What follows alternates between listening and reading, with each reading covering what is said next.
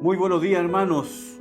Muy buenos días. Bienvenidos a nuestro devocional. Estamos comenzando esta semana, día lunes, estamos comenzando esta semana, la última semana de este mes de octubre. Es una semana corta, puesto que el día viernes es un día feriado acá en Chile y ese día es un día libre, es un día que eh, la gran mayoría de los trabajadores ocupa para descansar. Además, es un día importante para nosotros porque es el 31 de octubre, el día en que nosotros celebramos el Día de la Reforma. Históricamente, usted recordará la, el acto de Martín Lutero de clavar sus 95 tesis ahí en las puertas de la Catedral de Wittenberg para desafiar, para pedir un debate, para hablar, para tratar el tema. Son las 95 tesis que comenzaron la Reforma Protestante de la que hoy somos hijos. De esa fecha ya son 508 años. Así que este viernes es un día feriado.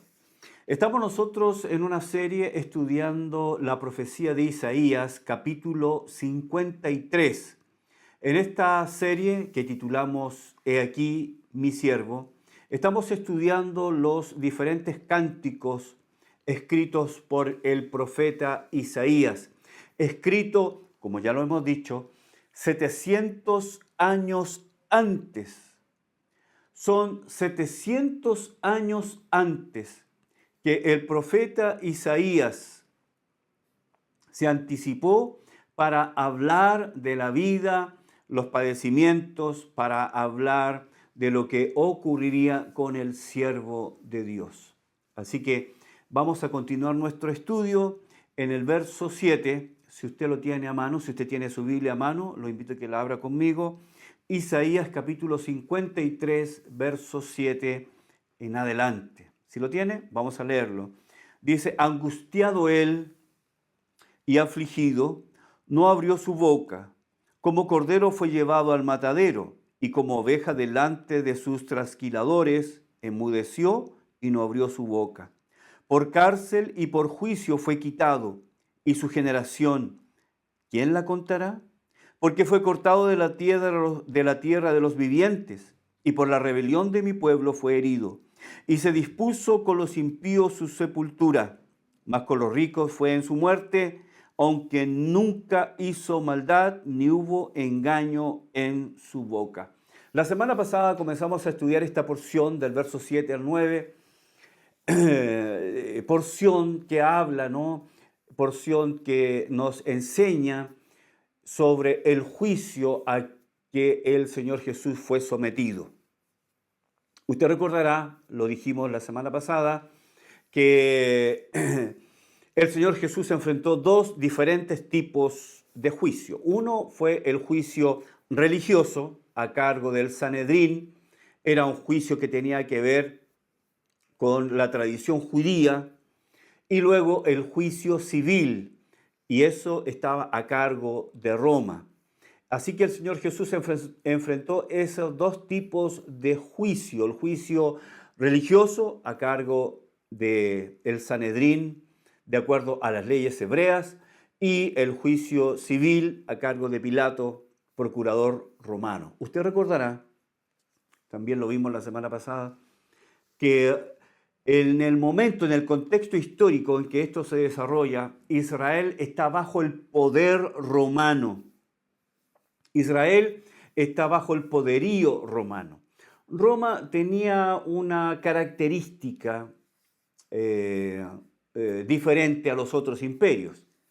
Roma permitía que las naciones conquistadas mantuvieran ciertas costumbres, ciertos rituales, cierto estilo de vida, pero le permitía ciertas cosas, pero no todo. Una de las cosas que no le permitía directamente era la de ejecutar a alguien. Eso estaba a cargo del poder romano. Así que Roma en este contexto gobierna todo, domina todo, aunque permite ciertas manifestaciones, algunos juicios, y entre esos juicios era condenar a alguien de acuerdo a la ley hebrea. Pero para poder condenar a muerte, eso tenía que pasar por el tribunal romano. Así que el Señor Jesús enfrenta el primer juicio, que es el juicio religioso, el juicio que tiene que ver con el Sanedrín. Ahora, la historia se ha encargado de decirnos que el juicio que enfrentó el Señor Jesús fue el juicio más injusto de la historia de la raza humana. El juicio que sentenció a Jesús a la muerte fue el juicio más injusto en la historia de la raza humana, porque se condenó a muerte a alguien que nunca cometió maldad, alguien que nunca pecó, alguien que nunca ofendió a nadie, alguien que nunca violó ninguna de las leyes, ni humanas ni divinas. El juicio al que enfrentó el Señor Jesús fue un juicio ya de partida injusto.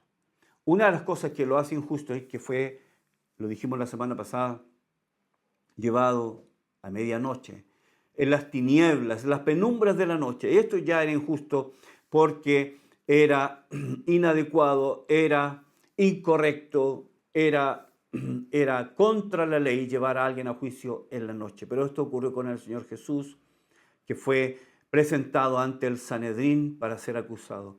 Se llevaron testigos falsos para que testificaran contra él, pero en medio del juicio rápidamente se evidenció que todos los testimonios contra él se caían. Todos los testimonios contra él iban cayendo.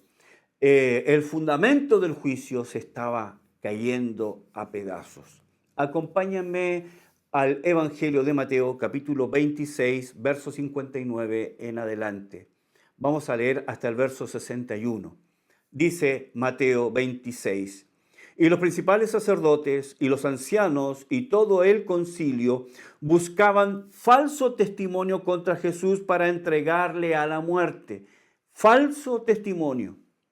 Y no lo hallaron, aunque muchos testigos falsos se presentaban. Pero al fin vinieron 2 testigos falsos que dijeron: este dijo, puedo derribar el templo de Dios y en 3 días reedificarlo. Ahora, frente a estas acusaciones, el Señor no contestó nada. El Señor no dijo nada, no se defendió, ignoró todas estas acusaciones. Él no estaba obligado a contestar, pues no hubo ninguna acusación verídica y concreta o creíble en su contra. Y este silencio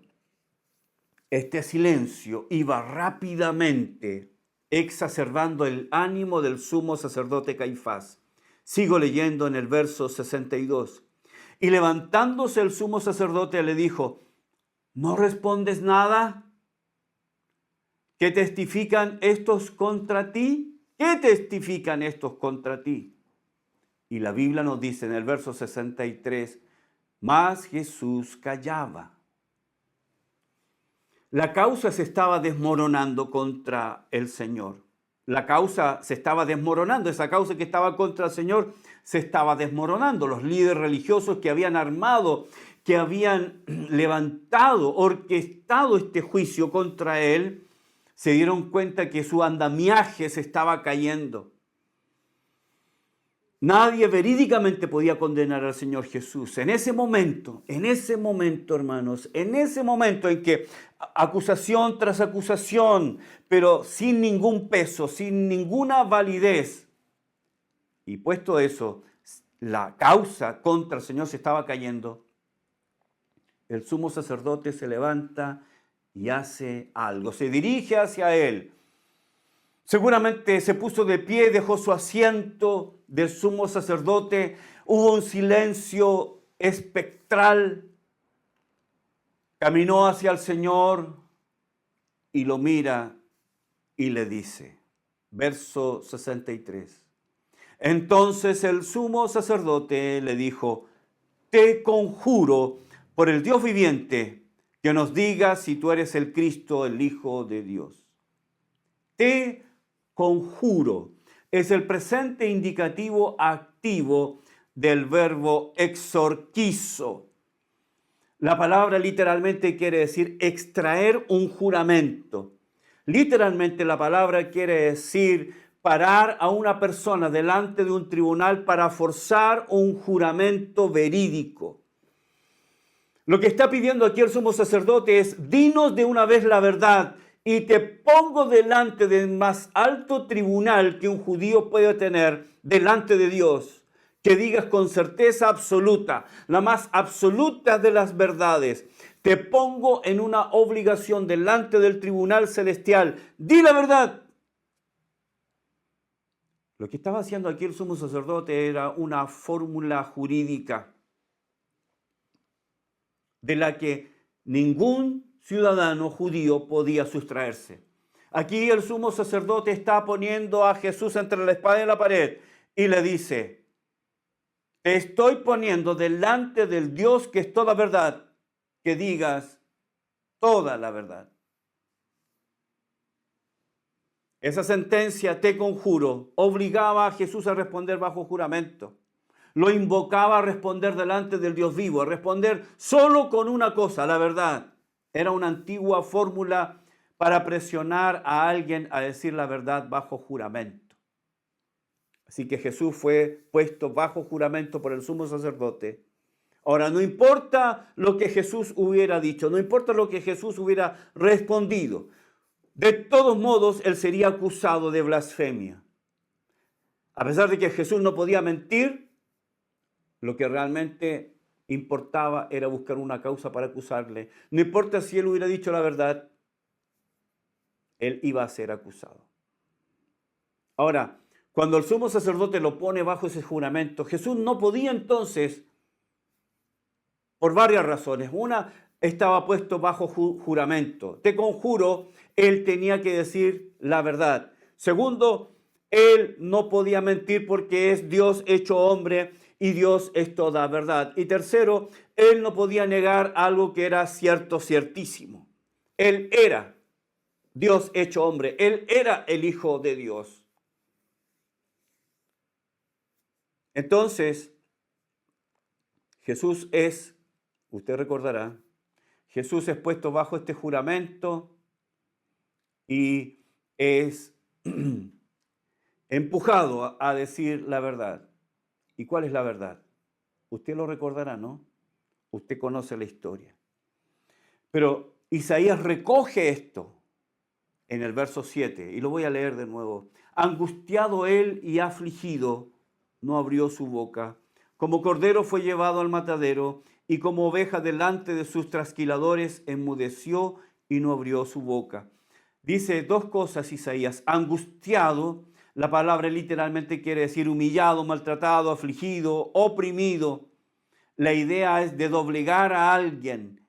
La idea es poner a alguien para mirar abajo, ponerlo bajo sujeción, angustiarlo. Y la otra palabra es afligido, humillado, debilitado, atormentado. Por esta pregunta, el sumo sacerdote, Jesús estaba severamente presionado. Algunos han traducido esta porción de Isaías como fue maltratado mientras era fuertemente presionado. Cierre comillas. Había sido puesto por el sumo sacerdote en un punto crítico. Su respuesta debía ser la verdad, solo la verdad y nada más que la verdad, puesto que estaba delante de él esta invocación, este te conjuro. ¿Cuál fue la respuesta del Señor? Acompáñame a Mateo 26, ahora el verso 64.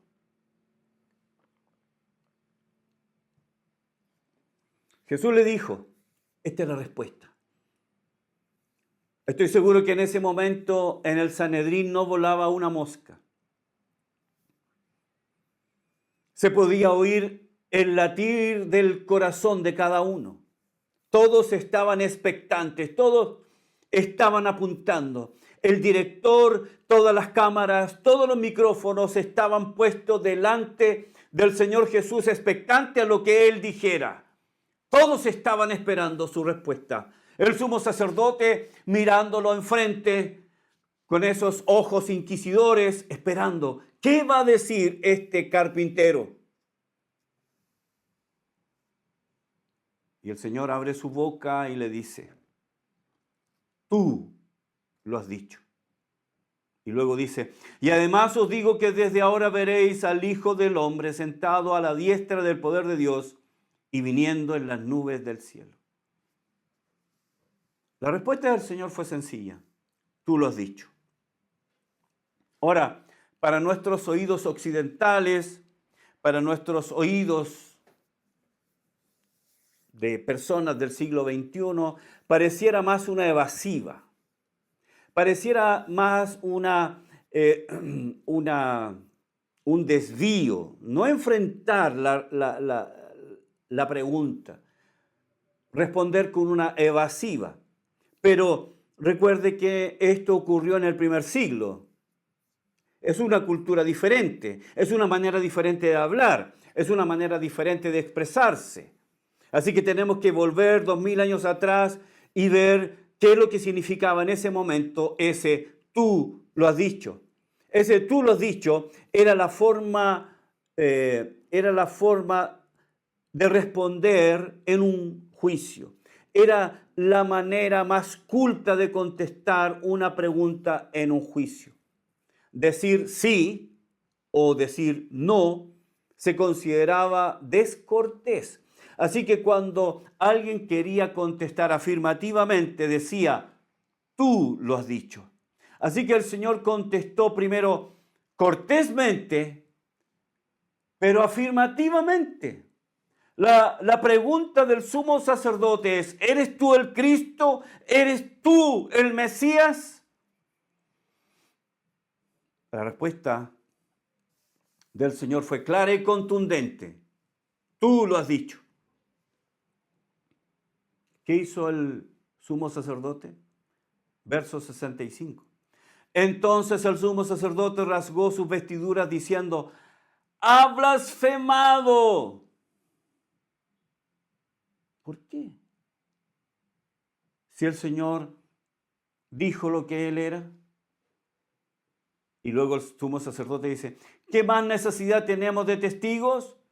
He aquí, ahora mismo habéis oído su blasfemia. El sumo sacerdote rasgó sus vestidos. ¿Qué significa eso?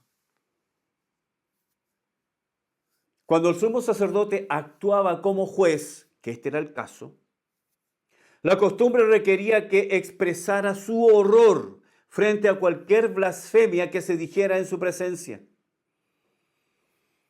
La ley demandaba que él manifestara todo su rechazo frente a una mentira y principalmente a una blasfemia. En este caso, el acusado se había inculpado a sí mismo.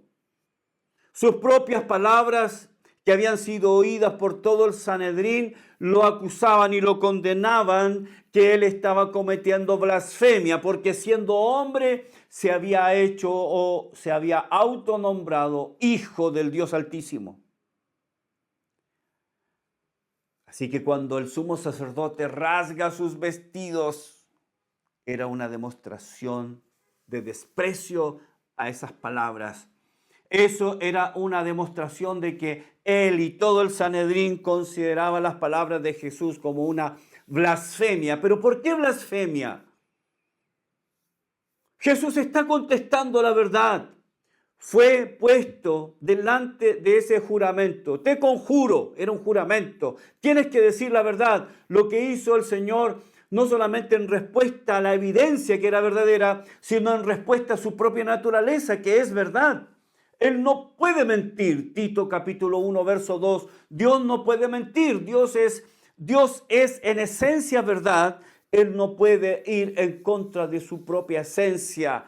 Y si se le hizo esa pregunta, él contestó afirmativamente porque esa era la verdad.